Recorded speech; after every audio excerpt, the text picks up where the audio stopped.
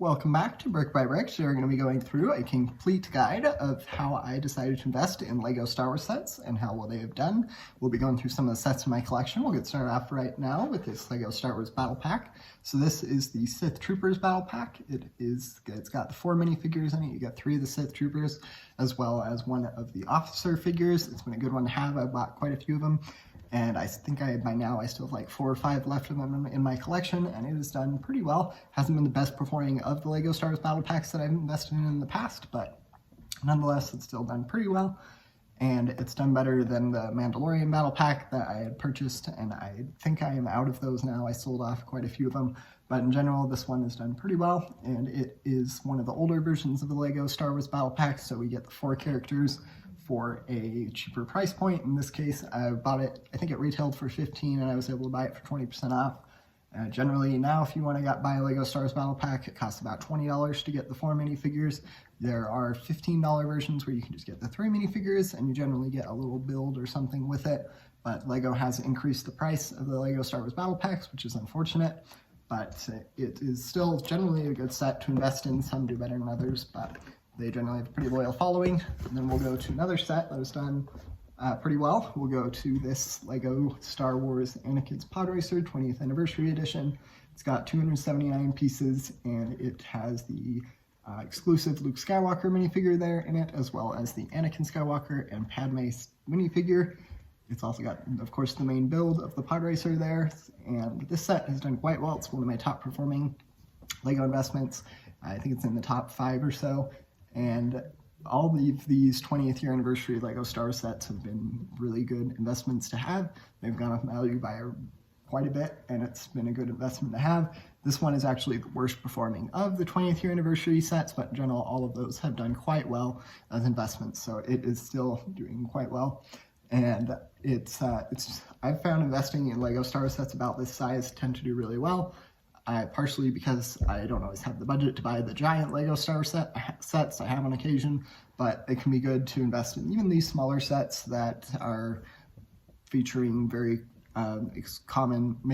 very innovative little builds, very interesting builds and iconic builds, ships, pod racers, whatever it may be. Also that have exclusive minifigures can be a great way to help increase the value of the set, and that is certainly the case with this one right here. It's been a good one to have, and because you get, I believe I'm not sure if the other 2 minifigures are, but the Luke Skywalker one is definitely exclusive to this set, so it's been a good one to have and has helped increase its value.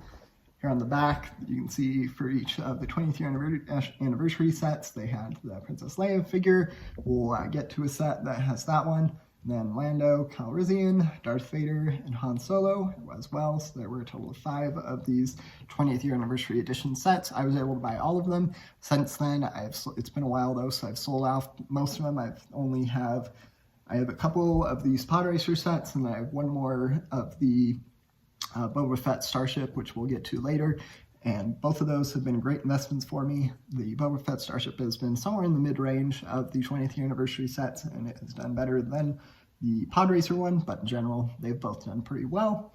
We will get to that set now. I'll try to put it up here for you. So here is the Boba Fett Starship set. It's been out of frame, so here we go. It's got a lot of great minifigures in it. The Zuckuss figure there in the middle of the minifigure lineup is worth about $50, so it's one of the more valuable figures in my LEGO investing collection. You also get the Princess Leia figure. I also kind of would have assumed that Princess Leia minifigure was going to be worth more than any of the other ones in the set, but interestingly enough, that Zuckuss figure is worth more than all of them. And we also get some other great minifigures. You get the Boba Fett figure, as well as another bounty hunter, and then you get the Han Solo, as well as the Han Solo and Carbonite build there that you can probably put Han Solo in. And it also has some cool play features. You get little blaster cannons on each side with the levers of the Starship, and you get some other playability features, like the wings fold out, and you can hold the ship by the back with some LEGO Technic elements. But in general, this has been a great LEGO investment for me to have, and I will probably be holding on to it for a little while longer. It's done quite well, but it's growing at a pretty fast pace, so I want to maximize my return on this set. We'll see if that comes to fruition, but I do think it will probably do pretty well as a LEGO investment. put it back. And then I do think it's important to go through Lego Star Wars sets and any kind of Lego investments that generally don't do as well as I had hoped, and that has certainly been the case with this Mandalorian set. I believe it's called Trouble on Tatooine. It comes with some cool little builds. You get the crossbow there build, and then the little hut for the Tusken Raider, as well as the Mandalorian, and then the child figure. This one has not done as well as I'd hoped. It is one of like 3 sets in my Lego investing collection. I have about 115 or so sets, and this one is like one of 3 that has actually gone down in value, and I bought it at retail price, so really unfortunate. If I had bought it on sale, I would have probably made a slight profit, like maybe 5%, but this one has not done well. Thankfully, I only bought one of them. I just wanted to see what it would be like to invest in one of these Mandalorian sets. This one was one of the Mandalorian sets that were on the cheaper end, so I decided it was less risky, and it ultimately didn't turn out as well as I had hoped. It's been retired for a while and is still going up in value, but at a very slow pace, and it is still below value. It fell, and so it's still going up, but not a great investment to have.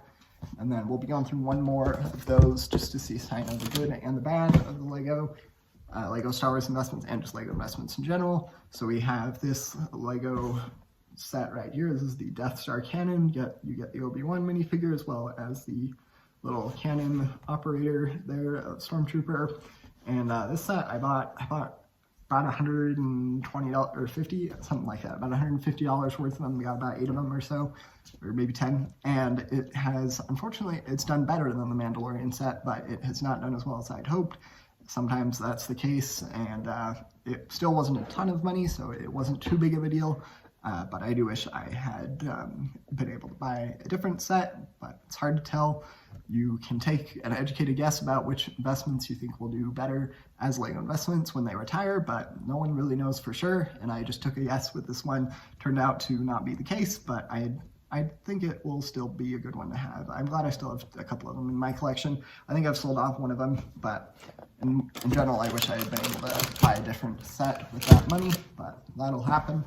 Then we get to this set right here. It's about similar size of the Pod Racer one. This is Luke Skywalker's Landspeeder. Lego has made a couple versions of sets like this one, but this one has got the Luke Skywalker minifigures, C-3PO, as well as the Jawa. There's a little hut there for the Jawa.